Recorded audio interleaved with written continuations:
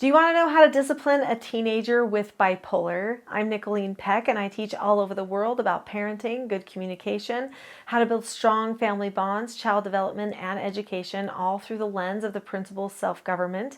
And I have parented teenagers with bipolar disorder. I was a therapeutic treatment care parent for a lot of years for troubled teens, and we're going to talk about what to do next. So in this video, let's talk about what bipolar tendencies make discipline hard. Then let's talk about what teenage behaviors are also difficult, and then we'll talk about things that you can do to help your bipolar teen be more successful in their communication and their outcomes.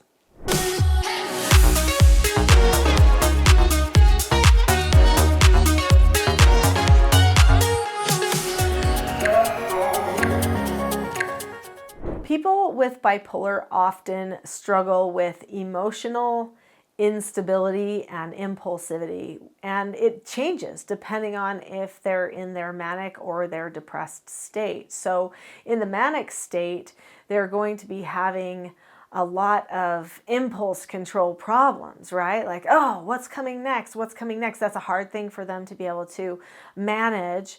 And this can create a lot of issues behaviorally. That's hard for people because they jump from one thing to another in their minds, and it's very frustrating. During the high phase, they are also oftentimes kind of mean and harsh to other people. They'll say things that you're like, oh man, don't say that. That's unkind. You know, they just don't have as much of a filter. Because of that impulsivity, they just let everything out. When they're in their low state, they might actually be a little bit more critical of themselves. They might be hard on themselves. They might think of themselves as a failure. They may start to give up on themselves because this feeling of instability now is something that they're having to manage. They're really just in the extremes, right? All the time. I mean, that's kind of what people recognized with bipolar disorder anyway, is these just hugely opposite extremes that people are dealing with. That's what your teen is trying to go through, and at the same time they're dealing with teenager struggles. So before we get into some of the teenager struggles that they're dealing with that really every teen is probably dealing with, let's talk about a few other things that the bipolar may be bringing into the behavior, and that is distortions, okay? Bipolar people oftentimes have a distorted perception of their own behaviors. You may say, well, that was inappropriate behavior, and they're like, what are you talking about? That behavior was totally fine. And they could start to get pretty aggressive because of this, especially if in their high or manic state, they could start to feel like they're being accused of things. And this is something that's very difficult for people to manage as they're trying to just be honest and help the person do some simple self-analysis. So basically, in order to learn self-government, in order to solve behavior problems, you have to one degree or another, be able to analyze yourself so that you can make a different choice. But if you have a distorted view of your own behavior, then how are you going to get an effective or honest self-analysis so that you can actually start choosing differently? That could be very difficult. Another thing that's really difficult for bipolar people is they have a low tolerance for their emotions and what's going on with themselves emotionally. So they have higher emotional outbursts. They feel like everything's falling apart at more like drastic levels. They also can't really understand calmness as well. So we try to teach calmness. It's still something that we have to work on. We have to help them try to understand it. That's really important because when they get frustrated with emotions at a higher level of frustration, and that's even calmness. So like your calmness can make them very, very frustrated because they can't read the manipulations, which are the more drastic emotional displays. So, you know, having them be able to interpret what's really happening emotionally is difficult. in and of itself. But then when they jump to these drastic conclusions because of their extreme frustration with not really understanding what's going on, whether the person's being calm, which they would say is too non-emotional, or whether they're being emotional at them, they would call that just too emotional and maybe even aggressive emotion. They're going to be reading these emotions inaccurately a lot of the time. So spending a lot of the time teaching them how to read the emotions is really important, especially when they're young, so that they can hopefully get that, because when they're older, they just assume everybody's just lying to them and trying to control them, even if they're trying to help. People with bipolar have unpredictable energy, and they have a hard time managing their focus too, and especially in the manic state.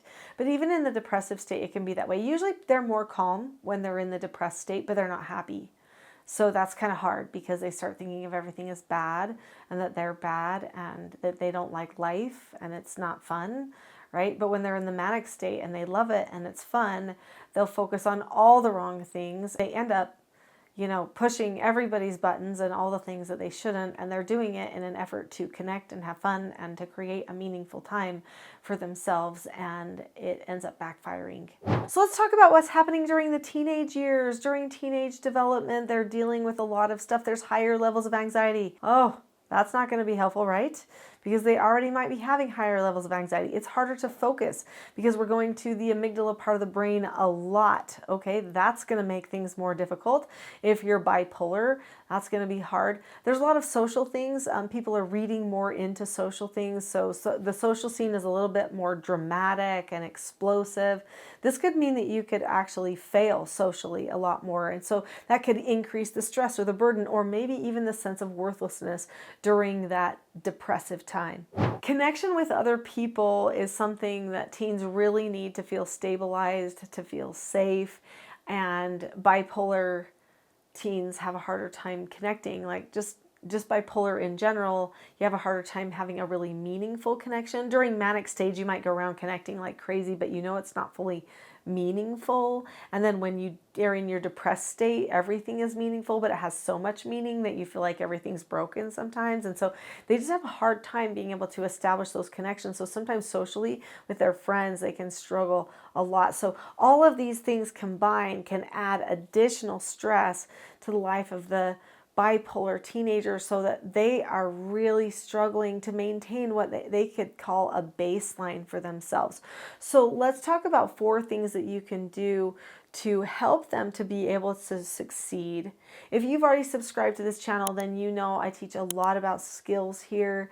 And so no difference now. We're going to spend some time talking about some skills of self-government that you can use to really help your bipolar teen succeed. Our number one measure that we're going to take to counteract the challenges that we might be facing with a bipolar teenager and that type of behavioral patterns that you might be going through is to have a really structured, predictable system in place. They need structure, especially because they're switching all the time.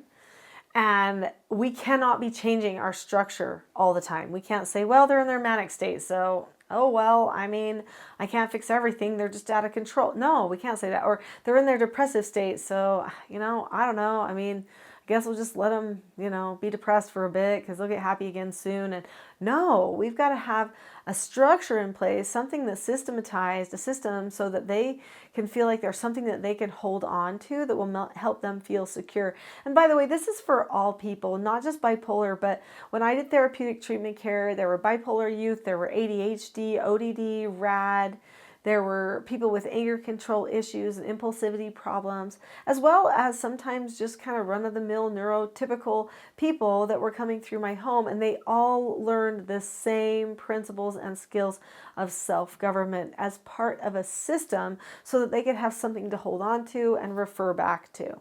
So that's going to be important. The second thing that you can do to counteract some of these challenges of a bipolar teenager is to make sure that you are tracking the moods so they know where they are. Now, probably they're on medication, would be my guess. I'm not a big medication fan for a lot of things, but when it comes to bipolar, it can really be beneficial. I know they don't always like it. They don't like the meds. They don't like how they don't get to have that really high manic go crazy time, because that feels fun. And so you know, that can be a struggle. This isn't the video for discussing medications, but I'm guessing they're on medications, but sometimes even on medications, they have the highs, they have the lows a little bit. They might be a little more subdued than normal, but we need to track those. We need to know, okay, I've been kind of on a low. So, and I can tell because the low feels like this.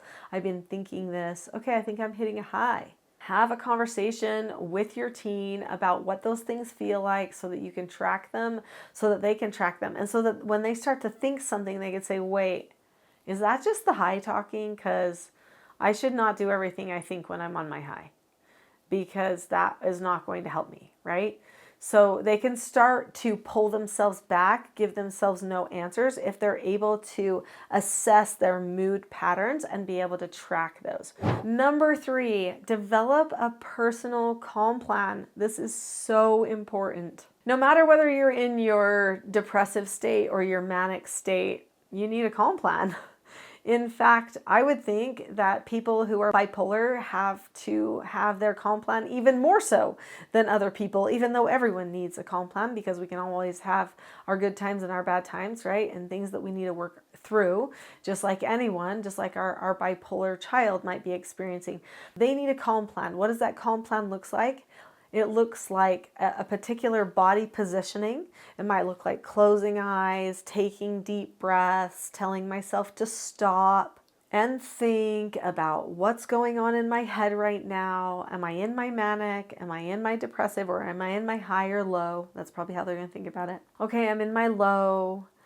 No wonder I've been feeling this way lately, that nobody cares, that nobody understands. That could just be the low talking.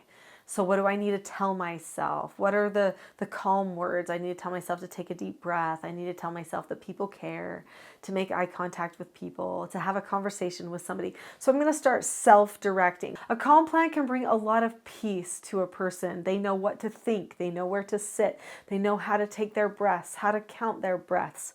So putting all of those things into place is really important. I talk about creating a calm plan on my website. There's actually a whole book I have about calmness. It's called The Power of Calm. It's a new book that is just coming out. There's even a book for children, or books, it's a book set for children. It's for younger children, called The Calm Crew, where they talk about changing the thoughts, challenging the thoughts in your head, and preparing yourself for those calm plans. So definitely look at that. It's going to be really beneficial to you. Okay, so after you create a calm plan, now you've got to have consistent corrections, consistent consequences. It doesn't matter if they have bipolar, no excuses, okay? They need to be held accountable for what they choose. They're still making choices, even though in those moments of the manic or the depressed state, they actually are feeling like things are happening to them. They still get the opportunity to choose. And that's what I always focused on with my foster children. I know that you're in your high right now, but you can still choose.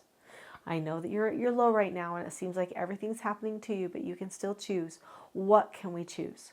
Let's talk about what to choose. And I would try to coach them through some of those choices whenever possible. But if they made the wrong choices, if they made choices that were not using their 4 basic skills of self-government, I would correct them every time. And the consequences were predictable. Okay, so we're going to go into more details about how to do corrections, what consequences are going to be the most effective and important for honestly anyone, neurotypical or neurodiverse. So go to my next video, which is called How to Discipline a Teenager. I'll see you there.